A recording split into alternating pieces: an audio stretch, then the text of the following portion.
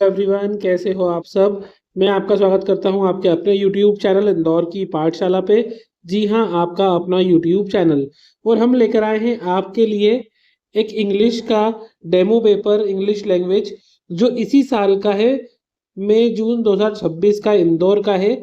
But मैं आपको फिर बता रहा हूँ कि यूनिवर्सिटी का सिलेबस बिल्कुल सेम है। सिलेबस में चेक कर चुका हूँ, तो आप ऑलरेडी इसमें से तैयारी कर सकते हैं, अच्छे से प्रिपरेशन कर सकते हैं। ग्रामर के क्वेश्चंस किस टाइप के आते हैं, पेपर किस तरीके से आ सकता है, पेपर पैटर्न क्या रहने वाला है, वो भी हम इस वीडियो में डिस्कस करने वाले हैं। तो वीडियो को लाइक कर दीजिए, चैनल को सब्सक्राइब कर दीजिए। और अगर अभी तक आपने सब्सक्राइब नहीं करा हो तो बहुत कुछ मिस कर दोगे आप, क्योंकि सारी एग्जाम की वीडियोस आपको यही मिलने वाली है। और बेल आइकन जरूर प्रेस कर देना। पेपर देखिए 2 घंटे का होने वाला, जैसे आपका हिंदी का था। 100 मार्क्स का ही होगा पेपर। आपको सेक्शन ए के अंदर very short answer type question आने वाले हैं। इनकी वर्ड लिमिट 50 वर्ड्स दी हुई है आपको। ठीक है। यहाँ पर आपको 5 क्वेश्चन अटेम्प्ट करना है। एक क्वेश्चन 4 मार्क्स का, यानी ये सेक्शन आपका 20 मार्क का हो गया। पहला question, what was the main theme of Swami Vivekananda Chicago speech. बेटा वेरी इंपॉर्टेंट, इससे क्वेश्चन आपको आने ही वाला है। आप जो जो चैप्टर्स है, जैसे मैंने आपको हिंदी में बताया था, आपको सारे चैप्टर का एक शॉर्ट समरी तैयार कर लेना है। जिन बच्चों का पेपर कल है इंग्लिश का, उनके लिए तो बिल्कुल इम्पोर्टेंट है। और जिनका बाद में है 2-3 दिन बाद, उनको भी बता रहा हूं मैं कि आप अभी से सारे चैप्टर्स की शॉर्ट समरीज तैयार कर लो। समरी तैयार रहेगी तो आप काफी सारे आंसर अटेम्प्ट कर पाओगे। जिन बच्चों का इंग्लिश ग्रामर वीक है, उनके लिए तो ये समरी याद करना पास होने का रास्ता है। इतना अगर कर लोगे तो भी पास हो जाओगे। देखिए आपको पता है कि स्वामी विवेकानंद जी शिकागो गए थे 1893 में, है ना। वहां पे उन्होंने मेरे अमेरिकी भाइयों बहनों के संबोधित कर दिया था वहां के लोगों को।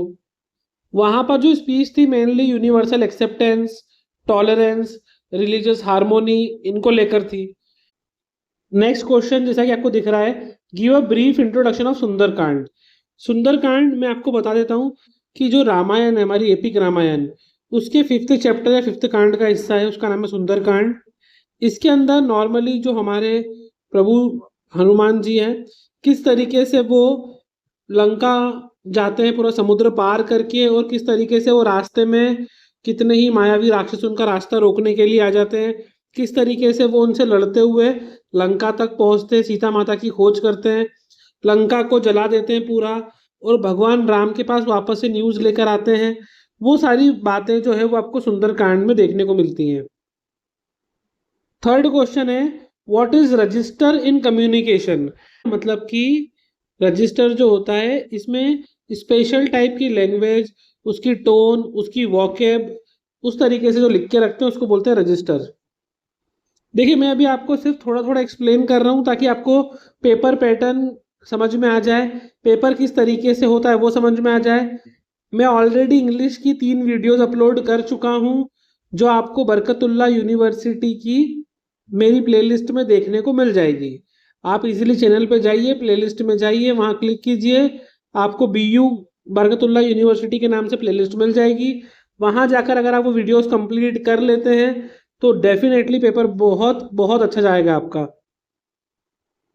Question 4, right the note on the importance of paragraph writing. देखिए जब आप पैराग्राफ राइटिंग करते हैं तो वो बहुत क्रूशल चीज होती है, क्योंकि उसके अंदर आपको सही तरीके से पहले तो क्या करना पड़ता है, अलग अलग यूनिट वाइज अपना माइंड में फाउंडेशन बनाना पड़ता है। जो भी आपका मेन आइडिया है, आपको उसके लिए बिल्कुल क्लैरिटी मन में रखना चाहिए। जो भी पैराग्राफ लिखते हो उसमें एक फ्लो होना चाहिए। पैराग्राफ इस तरीके से होना चाहिए कि रीडेबल हो, लोग उसको पढ़ सके, है ना। असेंशियल पैराग्राफ क्या होता है उसके बारे में मैंने मेरे एक वीडियो में बताया हुआ है, तो अगर आप वो वीडियोस देख रहे हैं तो देख लीजिए, उसमें आपको सारे आंसर्स मिल जाएंगे। एक क्वेश्चन यहाँ पे ग्रामर का आ गया है आपको, वर्ब को नाउन में चेंज करना है। बेटा वर्ब एक्शन वर्ड होते हैं और नाउन हमारी होती है संज्ञा, नेमिंग वर्ड। तो प्रूव, प्रूव करना मतलब सिद्ध करना, ये तो वर्ब है, लेकिन नाउन में चेंज कर देंगे तो प्रूव कर देंगे प्रूफ, सबूत। एक्सप्लेन करना, बेटा इसका आपको पता ही होगा, कितनी बार मैं बोलता हूँ एक्सप्लेनेशन, एक्सप्लेनेशन। इसकी स्पेलिंग ध्यान रखना बेटा, जब भी आप एक्सप्लेनेशन करते हो तो ये आई बीच में से हटाना पड़ता है आपको। डिस्क्राइब क्या बन जाएगा, डिस्क्रिप्शन। देखो बहुत सारे तो ऐसे जो आपने कई बार सुने होंगे, मैं फिर बोलता हूँ इतना डिफिकल्ट पेपर नहीं आता है जितना आपको लगता है। एक्सप्रेस का क्या होता है, एक्सप्रेशन, अपने एक्सप्रेशन सुधारो, है ना, बोलते हैं ना हम, तो एक्सप्रेशन। नॉर्मली TION SION ये लगा के भी हम नाउन बना सकते हैं। प्रोवाइड का दो तरीके से नाउन बना सकते हैं, एक तो बन जाता है इसका प्रोवाइड का प्रोविजन, SION वाला। प्रोवाइड का हम प्रोवाइडर भी बना सकते हैं, सर्विस प्रोवाइडर होते हैं ना जो। कन्वर्ट का कन्वर्जन, क्या होता है इसका, कन्वर्जन। फ्लाई तो बेटा उड़ना, तो इसका फ्लाइट आता है, पता ही होगा आपको सभी को। हील, हील का क्या होता है बेटा, हीलिंग।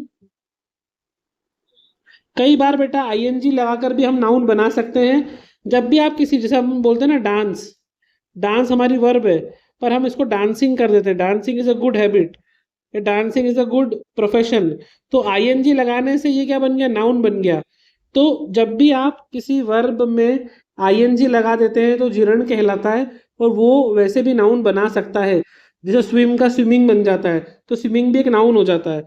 उस तरीके से ही आप ING लगा के भी नाउन बना सकते हो। यहाँ पर दो और हैं, ये आप मुझे कमेंट में बताएंगे करके। यहाँ से स्टार्ट हो रहा है हमारा section B, short answer type question. यहाँ पर आपको 10 मार्क्स का क्वेश्चन देखने को मिलेगा, 200 वर्ड्स में आपको उनका आंसर देना है। Write a note on RK Narayan astrologer day, very very important. बेटा क्या हो रहा है, इससे क्वेश्चन आ ही रहे हैं। एस्ट्रोलॉजर डे जो चैप्टर है, ये कहीं ना कहीं एक सस्पेक्टफुल स्टोरी है। इसमें क्या होता है, एक एस्ट्रोलॉजर होता है जो नॉर्मली एक इमली के पेड़ के नीचे मार्केट प्लेस में बैठा रहता है। वो क्या करता है, नॉर्मली अपने साइकोलॉजिकल टैक्टिक्स वगैरह खेल के, उसके शार्प इंट्यूशंस होते हैं उसकी मदद से, और उसके अंडरस्टैंडिंग की वजह से वो लोगों के मतलब मन की बात समझता है, थोड़ा बहुत उनको टैक्टिक्स लगाता है, दिमाग लगाता है, और फिर उस तरीके से उनसे पैसे लेके अपनी लाइफ चलाता है। उसके पास कोई मिस्टेरिकल पावर नहीं थी, सिर्फ वो आपने टैक्टिक्स, शार्प इंट्यूशन और इंटरेस्ट, जो उसको अंडरस्टैंडिंग ऑफ ह्यूमन नेचर करने में जो इंटरेस्ट था, उससे वो अपनी लाइफ अर्न करता है। सस्पेक्टफुल है, पर वो स्टोरी में ट्विस्ट भी अगर आपने पढ़ा होगा तो बहुत अच्छी बात है, वरना मैं आपको फिर बोल रहा हूँ सारे चैप्टर की समरीज कर लो, सब पे शॉर्ट नोट प्रिपेयर कर लो, आपको इजीली क्वेश्चन बन जाएंगे।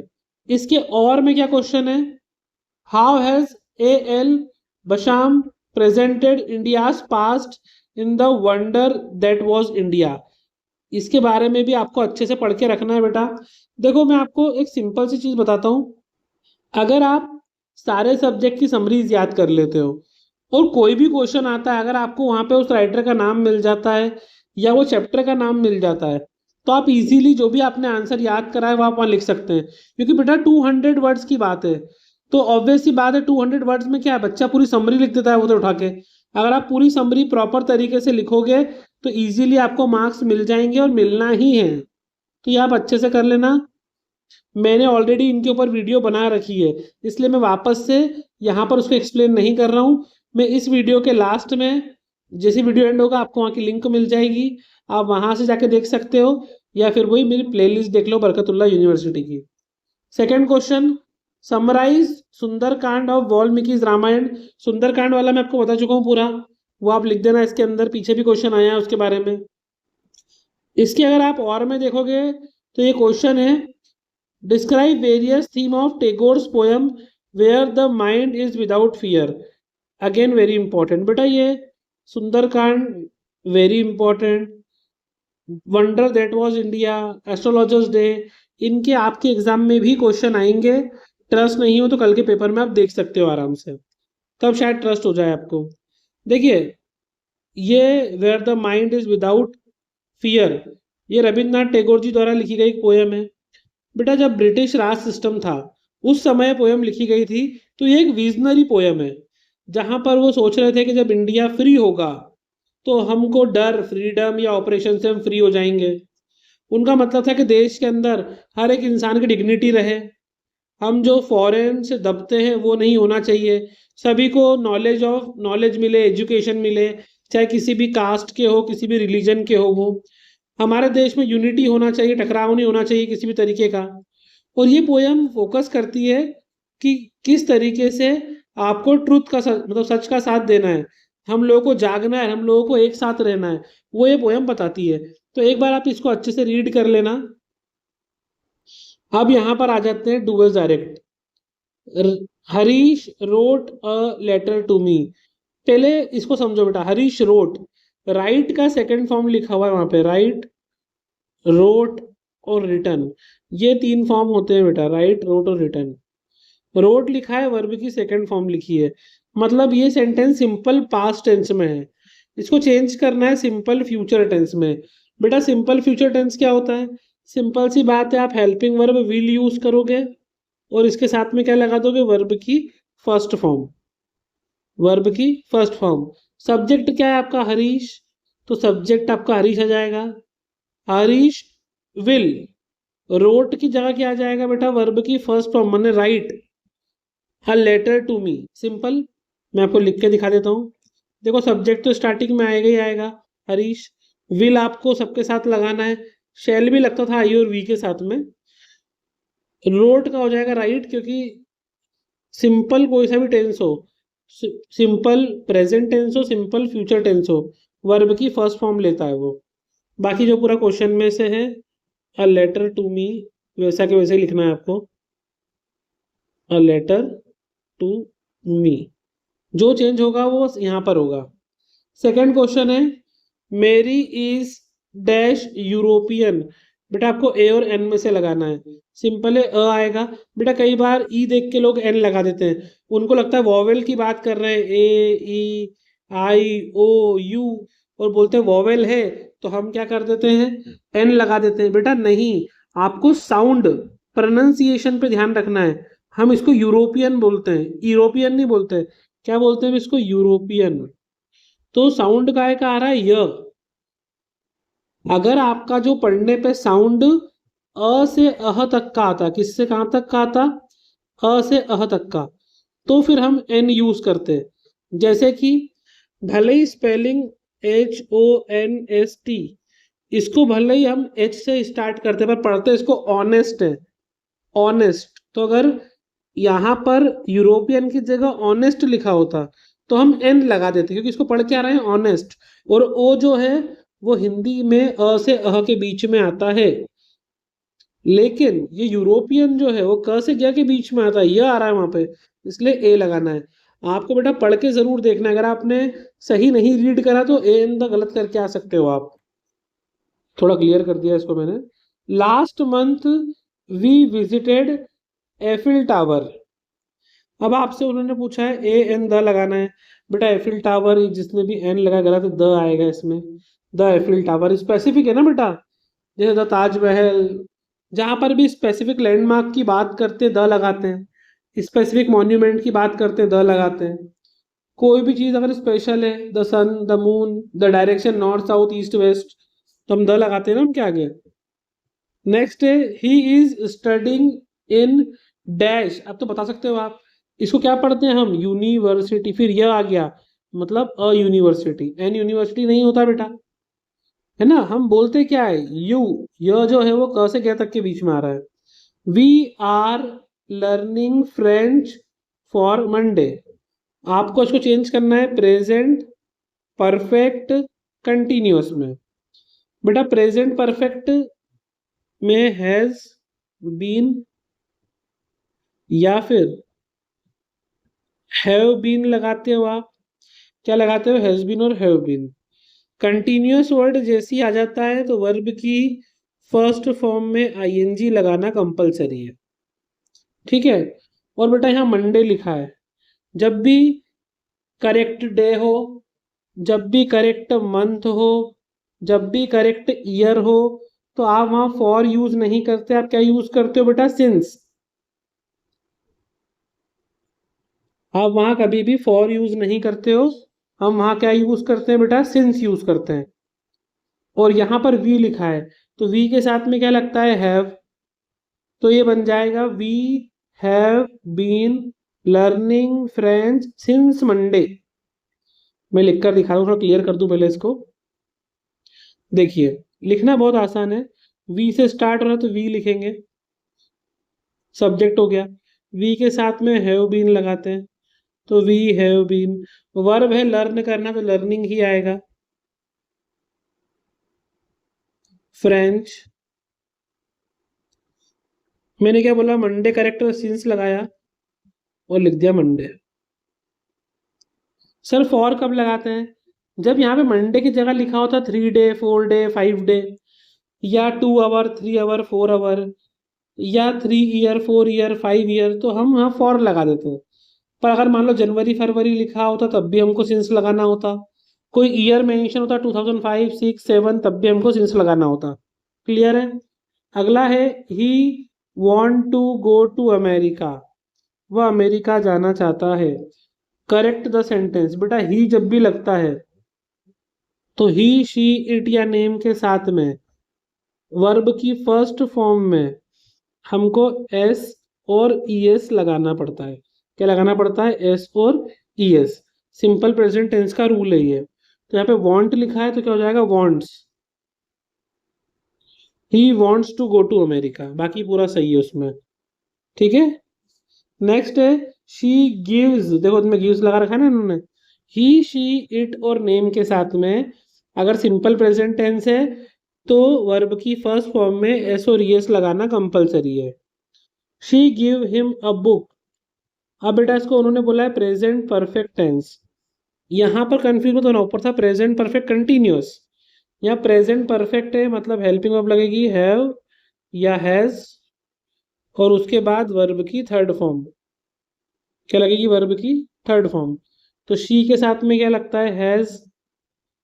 तो शी हैज। गिव का क्या हो जाएगा? Third form given. क्या हो जाएगा? गिवन। तो बन जाएगा she has given him a book. क्या बन जाएगा? She has given him a book. Give का थर्ड फॉर्म गिवन। गिवन याद रखना, GIVEN। इसके बाद नेक्स्ट क्वेश्चन है सिनोनिम्स बताना है। बेटा सिनोनिम्स एंटोनिम्स आ सकते हैं आपको।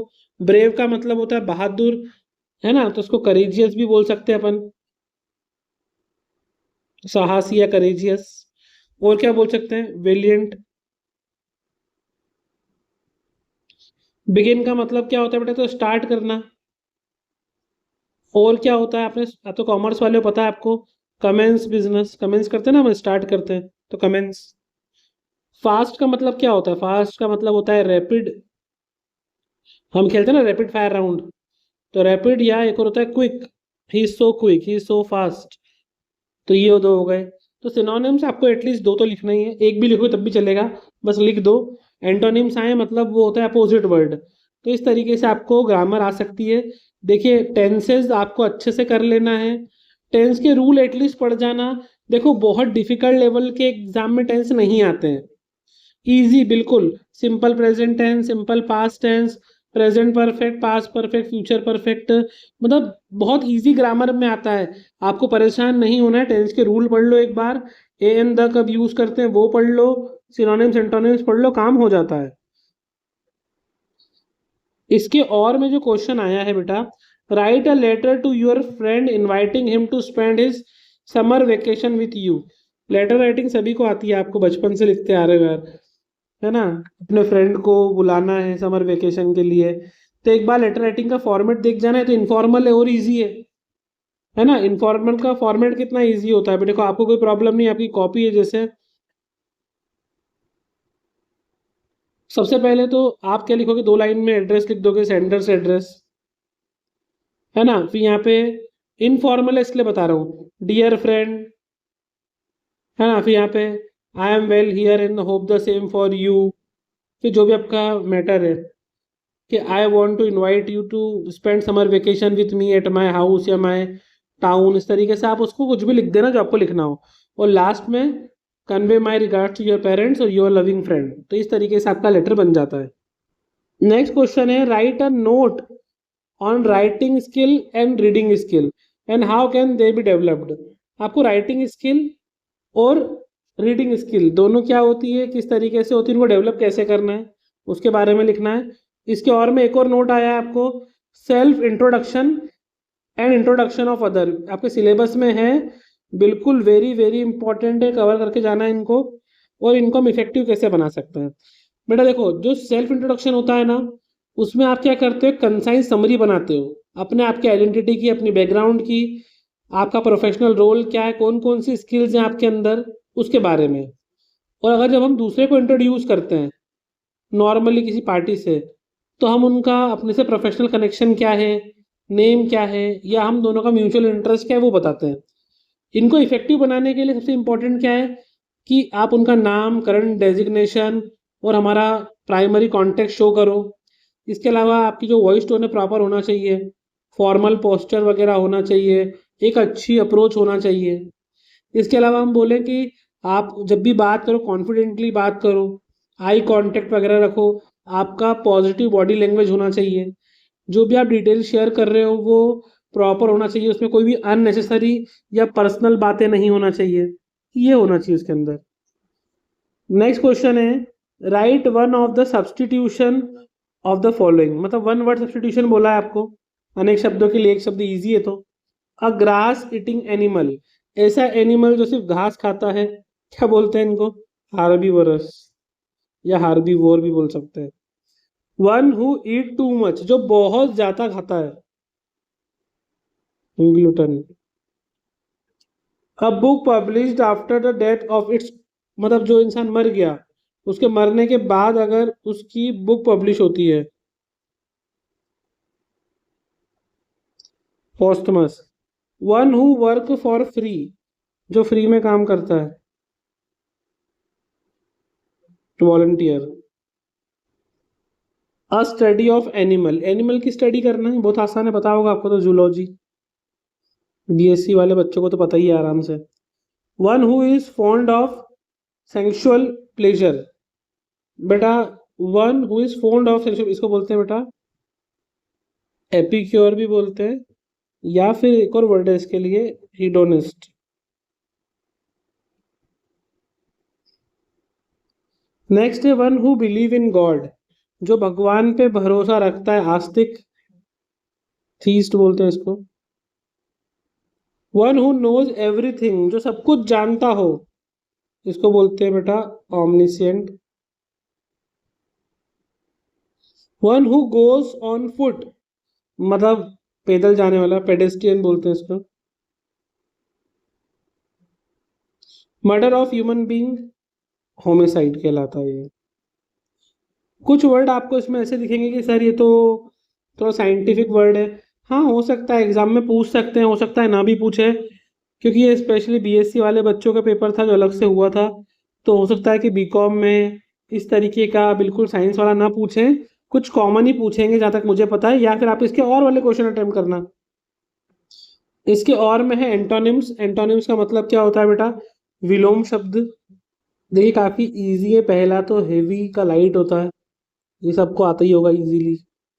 एक्सेप्ट का, एक्सेप्ट मतलब होता है मंजूरी देना, तो इसका भी सबको पता होगा, एक्सेप्ट का रिजेक्ट भी हो सकता है, ऑफर रिजेक्ट कर दिया, या फिर हम बोलते हैं रिफ्यूज कर देना, मना कर देना। अराइव सबको पता है, अराइव का मतलब क्या होता है, पहुंचना, तो अराइव का होता है डिपार्ट, ट्रेन में सुना होगा आपने, द ट्रेन इज अराइविंग, या डिपार्टिंग, तो वो सब। क्रिएट का, बनाना, तो क्रिएट का उल्टा क्या होता है बेटा, डिस्ट्रॉय। इजी है ना, ये तो बहुत इजी है। आइडेंटिकल का मतलब होता है हु बहू, तो इसका उल्टा क्या होता है बेटा, डिफरेंट या डिसिमिलर। आप डिफरेंट भी लिख सकते हो या फिर डिसिमिलर भी लिख सकते हो, दोनों ही सही माने जाएंगे। फॉल का मतलब क्या होता है, गिरना। राइज मतलब उठना या उगना। नेक्स्ट है फॉरगिव, मतलब माफ कर देना, है ना। इसके अलावा क्या होता है, ब्लेम लगाना, या फिर इसको हम बोल सकते हैं कंडेम। जाइंट, जाइंट मतलब बहुत बड़ा, इसका उल्टा क्या होता है, ड्रा। आपने सुना होगा ना बोना, या टाइनी भी लिख सकते हैं।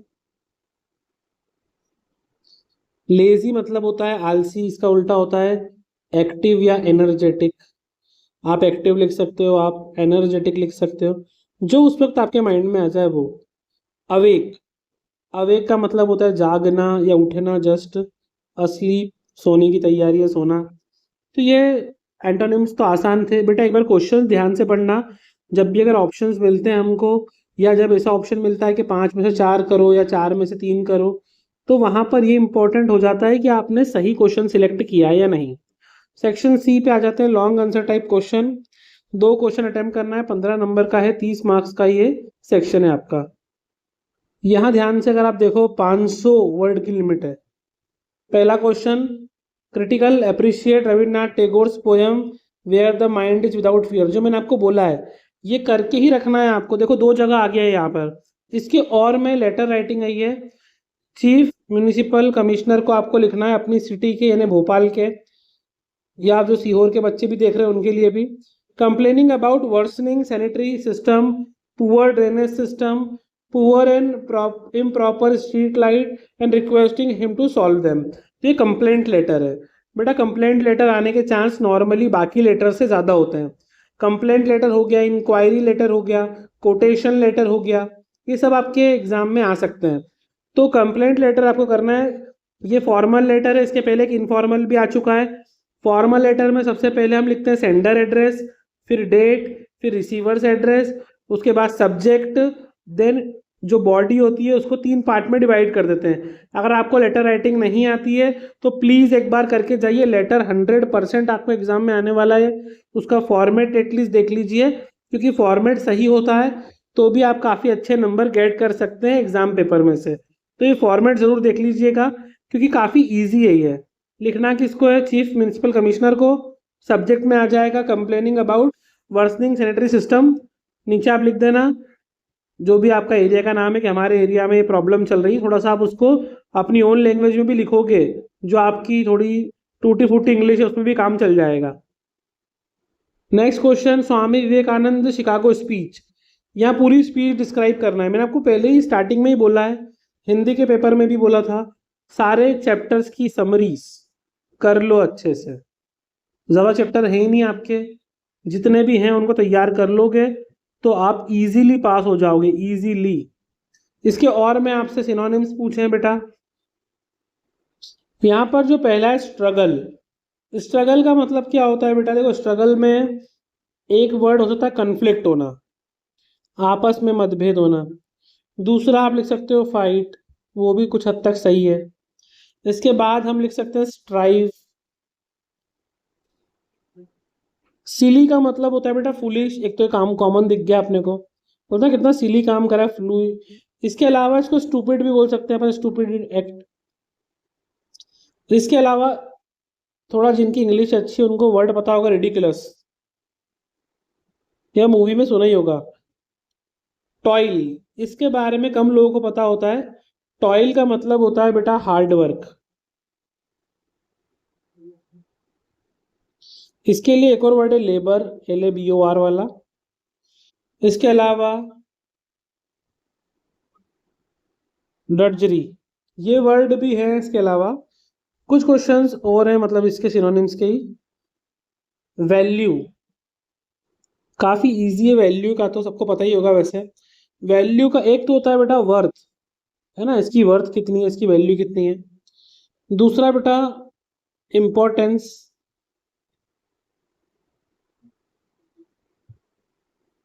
तीसरा हम लिख सकते हैं इसके अंदर मेरिट। होल का भी इजी है, होल का मतलब होता है कंप्लीट, या फिर इंटायर, टोटल, फुल, तो और भी लिख सकते हो आप। अब इनके बी पार्ट के अंदर फिल इन द ब्लैंक्स हैं, keeping in mind subject verb agreement.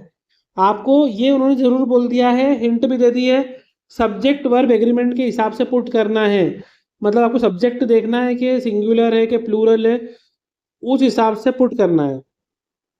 A pair of, बेटा जैसे भी अ पेयर ऑफ आ जाता है, हमेशा ध्यान रखना अ पेयर ऑफ ये वर्ड जो होता है, भले ये शूज प्लूरल है मान लिया, लेकिन अ पेयर जो है वो सिंगुलर फेज है। तो सिंगुलर फेज है इसलिए हम इसमें इज लगा सकते हैं। क्या लगा सकते हैं? इज। शूज भले ही प्लूरल हो, लेकिन अ पेयर जब भी आ जाता है, मतलब एक पेयर बोला है ना आपको, तो इसलिए उसमें क्या लगेगा बेटा? Singular, is. मैथमेटिक्स बेटा बच्चे एज देख के सोचते हैं प्लूरल है, बेटा सब्जेक्ट है ये भी एक ही, इसलिए इसमें एज। सिंगुलर है। नॉर्मली इजेमार आपको पता है ना, इजेमार कब लगाते हैं? देखो, अगर ही, शी, इट या किसी का नाम हो सिंगुलर, तो इनके साथ में हम क्या लगाते हैं बेटा? इज। यू, वी, दे या कोई प्लूरल हो तो उसमें लगाते हैं आर, और आई के साथ में क्या लगाते हैं बेटा? M. The wages of sin dash death, the wages of sin. बेटा यहाँ पे भी सिन मतलब अपराध है ना। अब इसमें क्या है? वेजेस, आपको यहाँ पे द वेजेस लिखा है, लेकिन इसको हम ट्रीट करेंगे सिंगुलर। क्या ट्रीट करेंगे? ये कलेक्टिव नाउन सुना है ना आपने, प्रॉपर नाउन, कलेक्टिव नाउन, उस तरीके से द वेजेस ऑफ सिन। तो वो चीजें ध्यान रखना है। यहाँ पे भी क्या आएगा आपका? इज। थोड़ा सा माइंड लाई करना है आपको।